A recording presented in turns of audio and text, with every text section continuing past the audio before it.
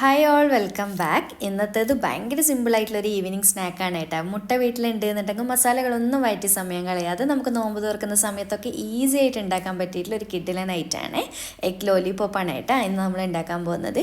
അപ്പോൾ നമുക്ക് പെട്ടെന്ന് തന്നെ വീഡിയോയിലേക്ക് പോയാലോ. വീട്ടിലേക്ക് പോകുന്നതിന് മുന്നേയായിട്ട് നിങ്ങൾക്ക് ഈ ചാനൽ ഇഷ്ടപ്പെടുന്നുണ്ട് എന്നുണ്ടെങ്കിൽ പ്ലീസ് ഒന്ന് സബ്സ്ക്രൈബ് ചെയ്ത് സപ്പോർട്ട് ചെയ്യണേ. അപ്പോൾ ആദ്യം തന്നെ നമ്മുടെ എഗ് ലോലിപോപ്പ് ഉണ്ടാക്കാൻ വേണ്ടിയിട്ട് നമുക്ക് എത്രത്തോളം മുട്ട ആവശ്യമുണ്ടോ അതിനനുസരിച്ച് പുഴുങ്ങാൻ വേണ്ടി വെക്കണം. അപ്പോൾ ഞാനിവിടെ 5 മുട്ടയോളം പുഴുങ്ങാൻ വേണ്ടി വെച്ചിട്ടുണ്ട്. അപ്പോൾ നന്നായിട്ട് പുഴുങ്ങി തൊലിയൊക്കെ കളഞ്ഞതിന് ശേഷം അതൊരു സൈഡിലേക്ക് മാറ്റി വെക്കണേ. അപ്പോൾ ആദ്യം തന്നെ നമുക്കൊരു സിമ്പിളായിട്ടുള്ള മസാല ഒന്ന് റെഡിയാക്കി വെക്കണം. അപ്പോൾ ഈ ഒരു ബൗളിലേക്ക് ഞാൻ ഏകദേശം ഒരു 150 ഗ്രാമോളം ചിക്കൻ, കുറച്ച് മഞ്ഞളും ഉപ്പും കുരുമുളക് പൊടിയും മാത്രം ഇട്ടിട്ട് വേവിച്ചതിന് ശേഷം കൈ കൊണ്ടൊന്ന് ചെറുതായിട്ട് കട്ട് ചെയ്തെടുത്തിട്ട് ഇതാ ഈ ഒരു ബൗളിലേക്ക് ഇട്ട് കൊടുക്കുന്നുണ്ട്.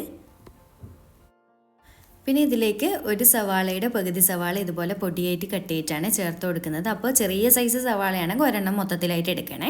പിന്നെ ഇത് 2 പച്ചമുളക് ഇതുപോലെ ചെറുതായിട്ട് കട്ട് ചെയ്തിട്ട് ചേർത്ത് കൊടുക്കുന്നുണ്ട്.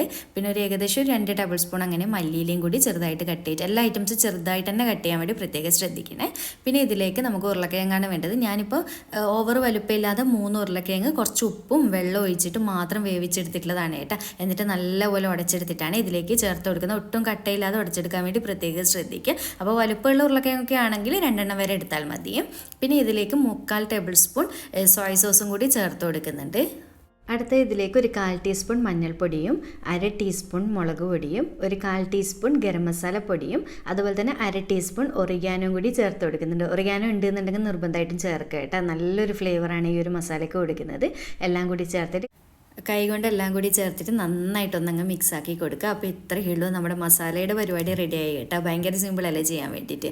അതുപോലെ തന്നെ ഞാനിനി എക്സ്ട്രാ ഇതിലേക്ക് ഉപ്പ് കാര്യങ്ങളൊന്നും ഇടുന്നില്ല. കാരണം നമ്മുടെ സോയ സോസിൽ അത്യാവശ്യം ഉപ്പ് ഉണ്ടാവും. പിന്നെ നമ്മൾ ഉരുളക്കിഴങ്ങിലും ചിക്കനിലൊക്കെ വേവിക്കുമ്പോൾ ഓൾറെഡി ഇട്ടിട്ടുണ്ടല്ലേ. അപ്പോൾ എൻ്റെത് ഉപ്പ് കറക്റ്റാണ് കേട്ടോ, എല്ലാത്തിലും പാകമാണ്. അപ്പോൾ നിങ്ങൾ നോക്കിയിട്ട് വേണമെന്നുണ്ടെങ്കിൽ കുറച്ചിട്ട് കൊടുക്കുക. അങ്ങനെ ഇതാ ഈ ഒരു രീതിയിൽ ഞാൻ നന്നായിട്ട് അങ്ങ് കുഴച്ച് കൊടുത്തിട്ടുണ്ട്. ഇത്രയും മതി. ഇനി ഇതൊരു സൈഡിലേക്ക് മാറ്റി വെക്കാം.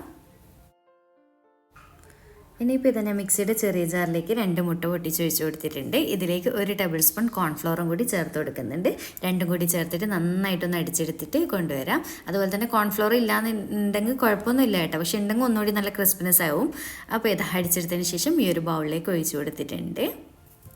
അടുത്തത് നമുക്കിതിലേക്ക് കുറച്ച് കോട്ട് ചെയ്യാൻ ആവശ്യമായിട്ടുള്ള ബ്രെഡ് ക്രംസും കൂടി എടുത്തിട്ടുണ്ട് കേട്ടോ. അപ്പോൾ ബ്രെഡ് ക്രംസ് നല്ല ക്രിസ്പി ആയിട്ട് എങ്ങനെ ഉണ്ടാക്കുക എന്നുള്ളത് ഞാൻ ഓൾറെഡി 2 ദിവസം മുന്നേ വീഡിയോ ഇട്ടിട്ടുണ്ട്. അതിൻ്റെ ലിങ്ക് ഞാൻ ഡിസ്ക്രിപ്ഷനിൽ കൊടുക്കാം കേട്ടോ.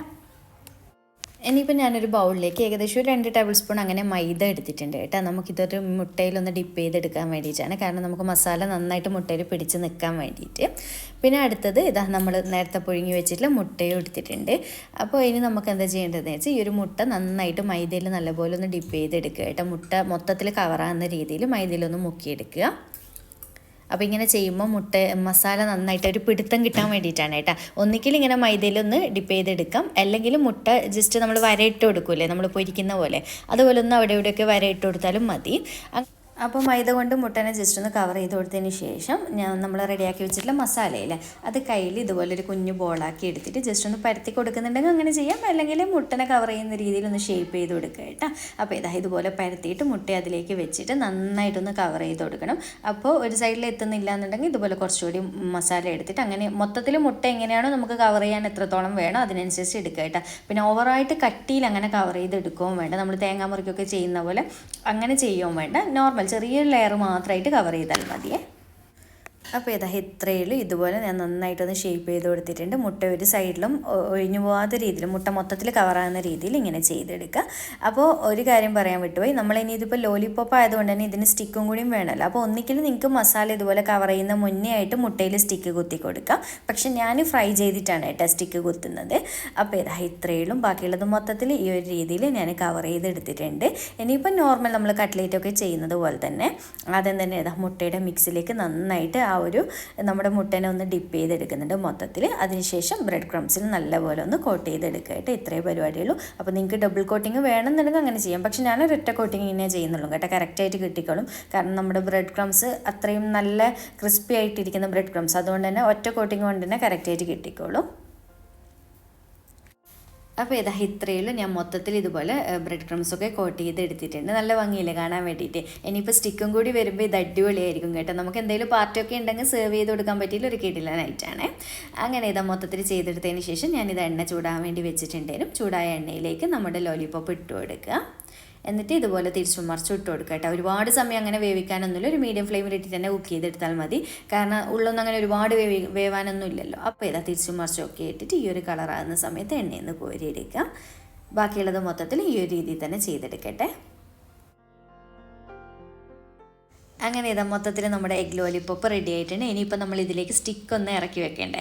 അപ്പോൾ ഇതാ ജസ്റ്റ് ഒരു ലോലിപോപ്പ് ഇതുപോലെ എടുക്കുക. എന്നിട്ട് നമ്മുടെ കത്തി കൊണ്ട് ജസ്റ്റ് ഒന്ന് വരയിട്ട് കൊടുക്കുക കേട്ടോ. എന്നിട്ട് അതിലേക്ക് നന്നായിട്ട് സ്റ്റിക്ക് കയറ്റി കൊടുക്കുക. നമ്മുടെ മുട്ടയിലേക്ക് സ്റ്റിക്ക് കയറണം കേട്ടോ. എങ്കിലേ നമ്മൾ പിടിക്കുന്ന സമയത്ത് അവിടെ ഉറച്ച് നിൽക്കുകയുള്ളൂ. അല്ലെങ്കിൽ സ്റ്റിക്ക് ഇളകിപ്പോവും.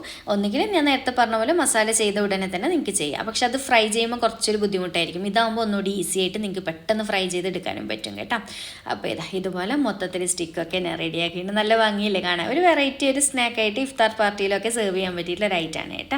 അപ്പോൾ എന്തായാലും ഒരു തവണയെങ്കിലും ഒന്ന് ഈ ഒരു രീതിയിൽ ട്രൈ ചെയ്ത് നോക്കാം കേട്ടോ. ഒരുപാട് എണ്ണയും കാര്യങ്ങളൊന്നും ഇല്ലാതൊരു സ്നാക്കും കൂടിയാണ്. അപ്പോൾ ഇതാ ഞാൻ ജസ്റ്റ് ഒന്ന് കട്ട് ചെയ്തിട്ട് ഫോട്ടോ എടുക്കാൻ വേണ്ടി അങ്ങനെ കട്ട് ചെയ്തതാണ് കേട്ടോ. നല്ല ഭംഗിയില്ലേ കാണാൻ. കഴിക്കാൻ സൂപ്പർ ടേസ്റ്റാണ് കേട്ടോ. ഈ ഒരു ഫില്ലിംഗ് ഒരു സ്പെഷ്യൽ ടേസ്റ്റാണ്. അപ്പോൾ വീഡിയോ ഇഷ്ടമായിട്ടുണ്ടെന്നുണ്ടെങ്കിൽ ലൈക്ക് ചെയ്യാനും ചാനൽ സബ്സ്ക്രൈബ് ചെയ്യാനും മാക്സിമം ഷെയർ ചെയ്ത് കൊടുക്കാനും മറക്കല്ലേ. അപ്പോൾ വീണ്ടും ഒരു അടിപൊളി വീഡിയോ ആയിട്ട് കാണാം. താങ്ക്